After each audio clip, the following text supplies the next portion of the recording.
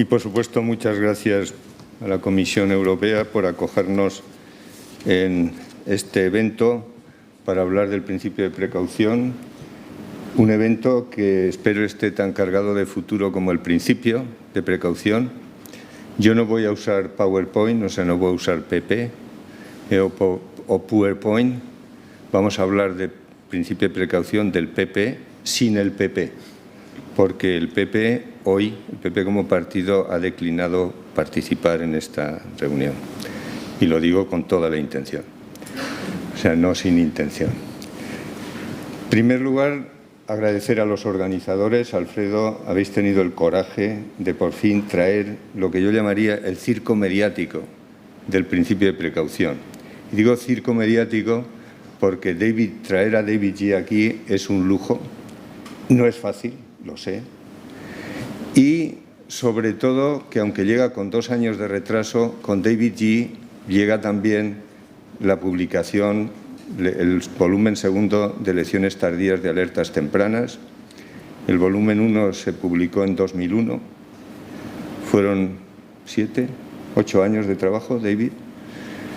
Este se ha publicado en 2013, 11, 12 años de trabajo.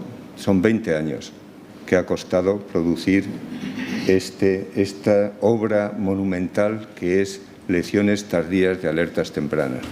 Antes de que se me olvide, les pido a ustedes que lo lean.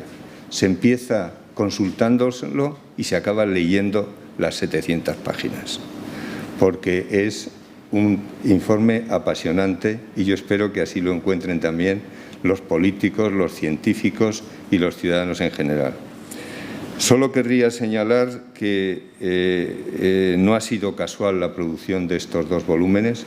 Obedece a un planteamiento estratégico desde el principio en el que participó David G., en lo que nos negamos a hacer informes a la moda en que se producían, que era continuar describiendo lo que pasaba, y se decidió en la agencia ya en el 94 que había que participar en el cambio, que había que suministrar información no para describir lo que pasa, sino para cambiarlo.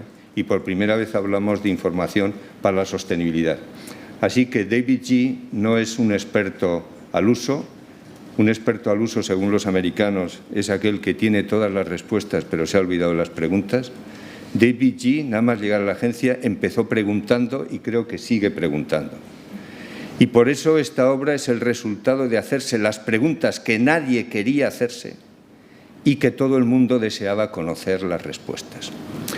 Puedo decir, y no es con ánimo de minorar el trabajo de la Comisión, que a la Comisión, desde que empezamos, le empezó a preocupar los trabajos de la agencia, sobre todo cuando le dimos vuelta a unas piedras que estaban sin remover, que es el de las sustancias químicas, las más de 100.000 sustancias que estaban ahí, y al que al darles la vuelta encontramos que solo de muy pocas se sabían los impactos.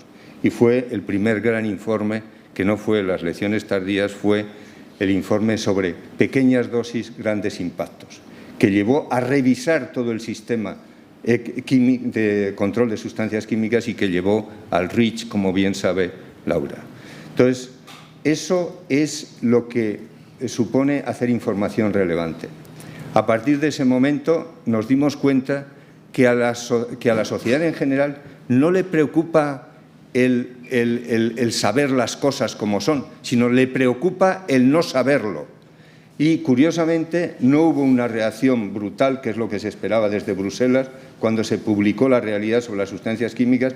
La sociedad se calmó, porque por fin se daban cuenta que el estamento público estaba contribuyendo a la transparencia y a saber lo que pasaba.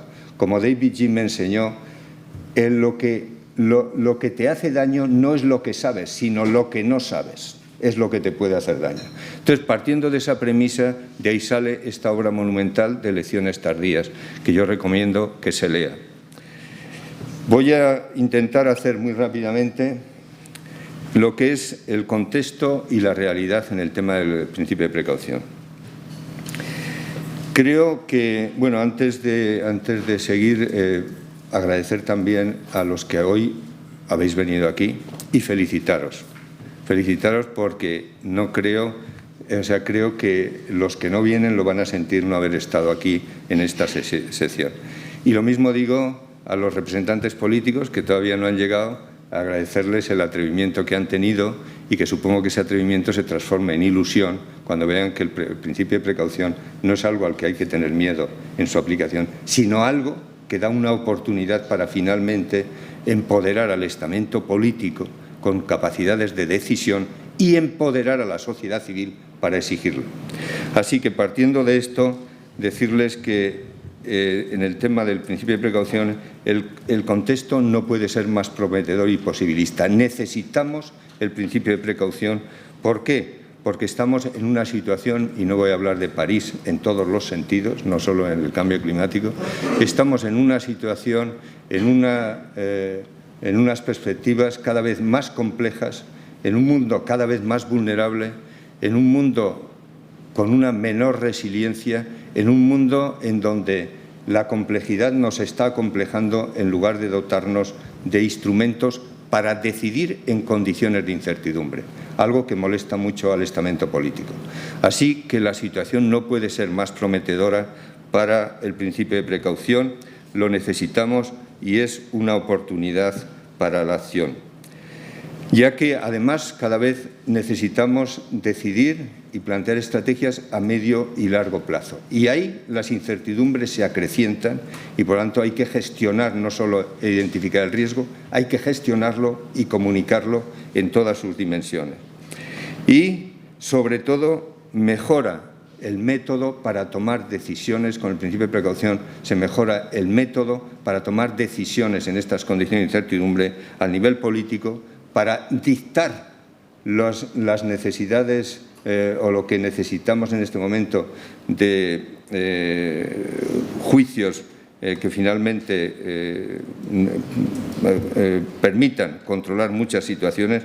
Así que el principio de precaución es algo que se puede invocar ante los tribunales, pero que también los juristas deben utilizar, y por eso asusta cuando algunos fallos, según me han contado, y luego probablemente Cristina hablará, algunos fallos de los tribunales han dicho que el principio de precaución no es algo que se puede invocar, ya que está integrado, que está embebido en las normas que hay. Y todos sabemos que las normas siempre llegan tarde y que el principio de precaución precisamente es para cubrir lo que las normas, la legislación no cubre. Así que disponemos de métodos y, sobre todo, de información y experiencias como nos dan estos dos volúmenes.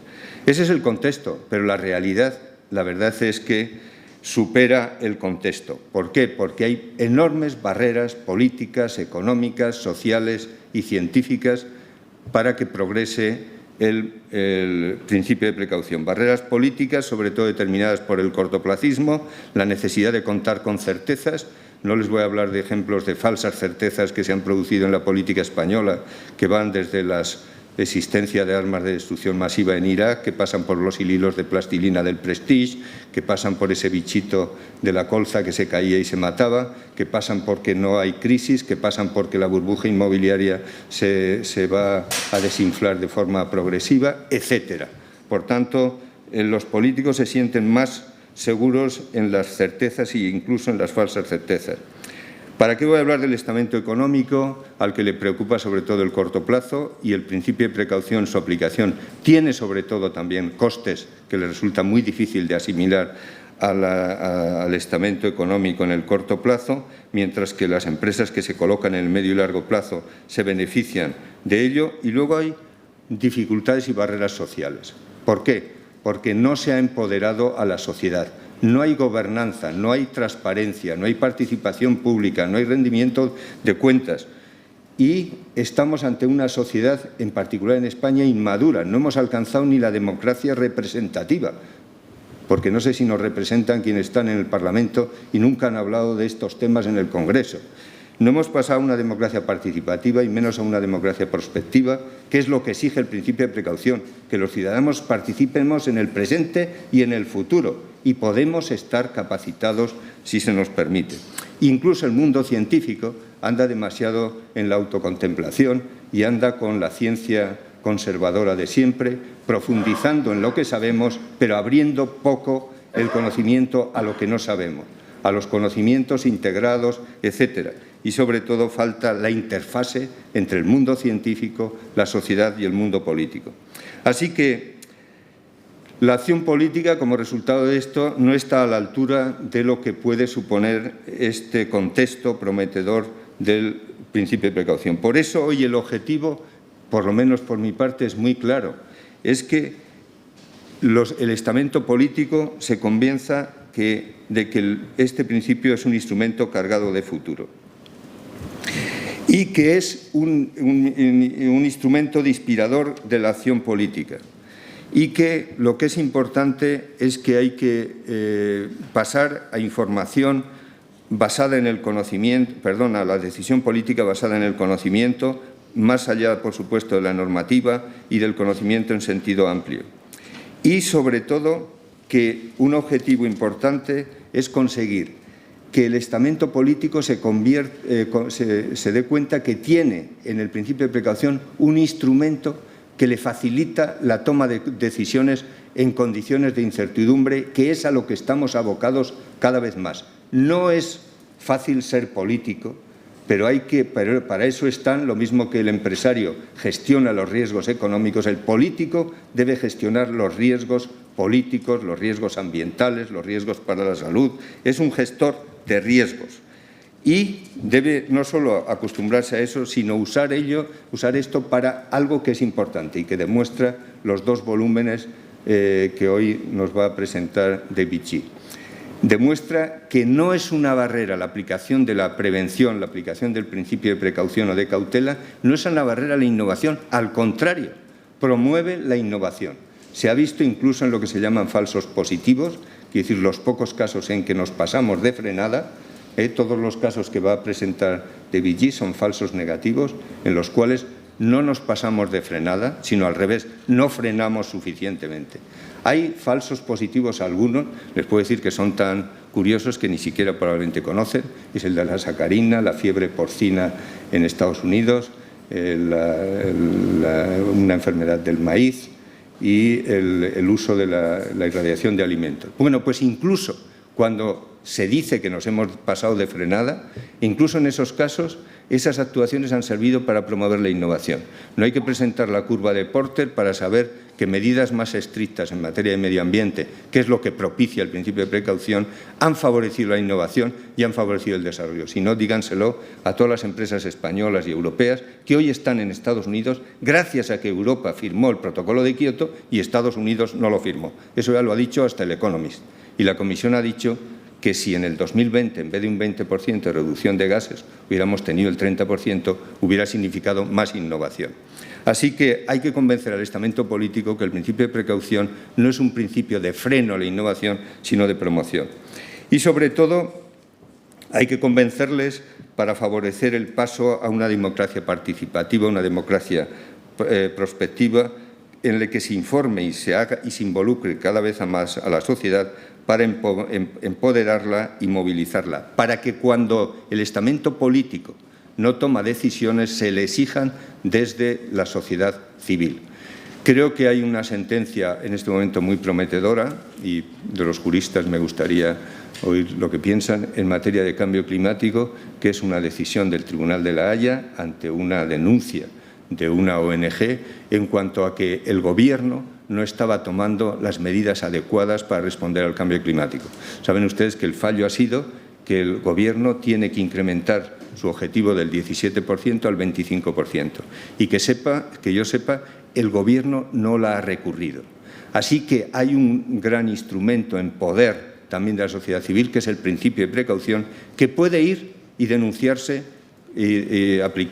apoyándose en él, denunciar incluso a la Comisión Europea por los objetivos 2030 de cambio climático, que no están en línea con la reducción de 2 grados del incremento de temperatura.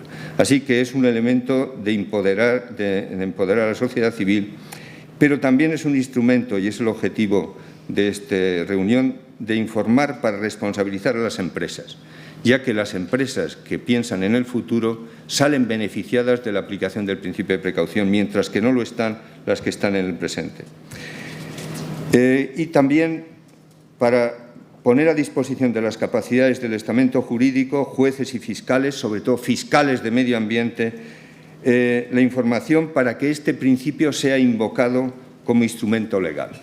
Y yo creo que las fiscalías tienen mucho que hacer en este punto. Y, finalmente, para que el mundo científico repiense sus planteamientos en cuanto al desarrollo del conocimiento. Sé que hay muchos aspectos prácticos que David dirá que salen de los dos volúmenes y que sirven para apoyar al estamento político, al estamento jurídico, al estamento económico, a la sociedad, como que hay que actuar más cuando aparecen los primeros indicios, que hay que proteger a los científicos, que son los que primero denuncian, y proteger a los afectados últimos, como está ocurriendo en España con el amianto, que tenemos miles de pensionistas todavía reclamando por la asbestosis, lo cual es dramático, y que hay que profundizar y promover los planteamientos alternativos. Quiero terminar con un caso de libro, que es el cambio climático, en cuanto a la aplicación del principio de precaución.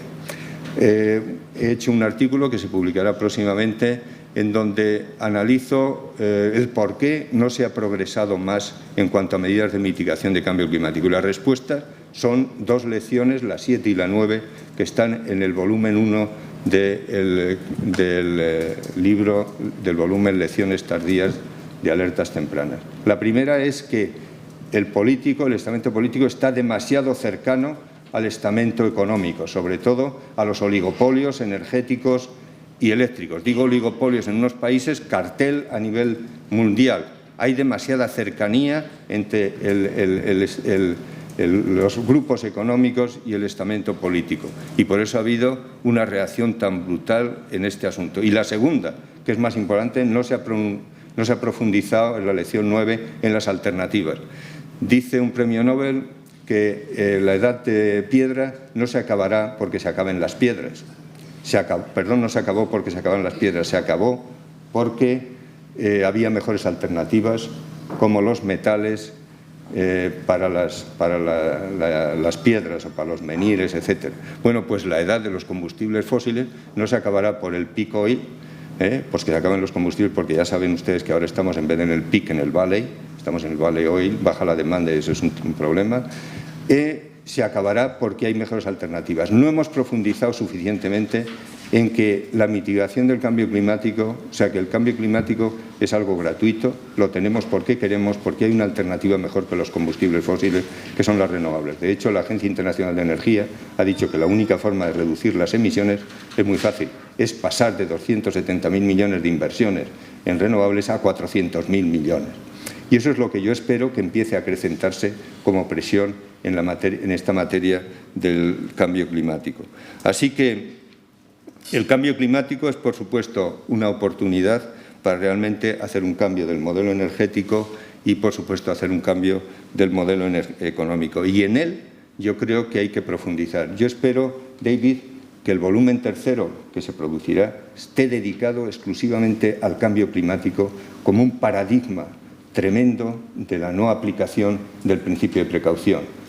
De la no aplicación del principio de precaución desde que sabemos de Arrhenius, desde 1897, que ya lo dijo Arrhenius, lo que iba a aumentar el clima si se duplicaban las emisiones de CO2. Y en 100 y pico años casi no hemos movido las predicciones de Arrhenius.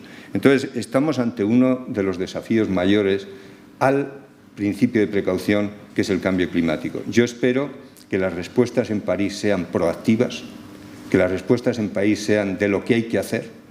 No se trata tanto de reducir las emisiones como de cambiar el modelo energético y tener la reducción como resultado. Y espero que haya un cambio en ese sentido y que, por tanto, nos dé esperanzas en que el juego del principio de precaución se incremente. Solo decirles que yo espero que en París salga algo tremendo, tremendo desde el punto de vista de algo cargado de futuro. Yo espero que en París alguien se atreva a decir que lo que hay que hacer no es solo promover las renovables, sino cerrar el uso de los combustibles fósiles. Y la forma más rápida de cerrarla es simple, sencillamente no permitir que se pongan como activos las reservas de petróleo. Yo creo que estamos ante una situación importante en donde lo que habrá que hacer probablemente es promover la menor presencia de los combustibles, la menor presencia de las empresas. La Organización Monetaria Internacional ya ha advertido a las empresas eléctricas y energéticas que se diversifiquen o que morirán.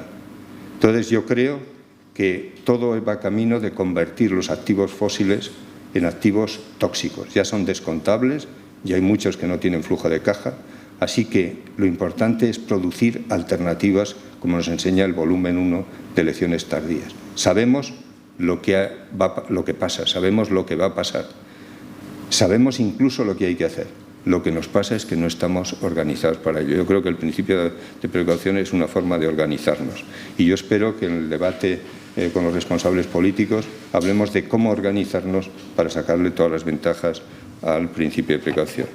Muchas gracias y espero que el debate que siga las presentaciones sea interesante. Gracias.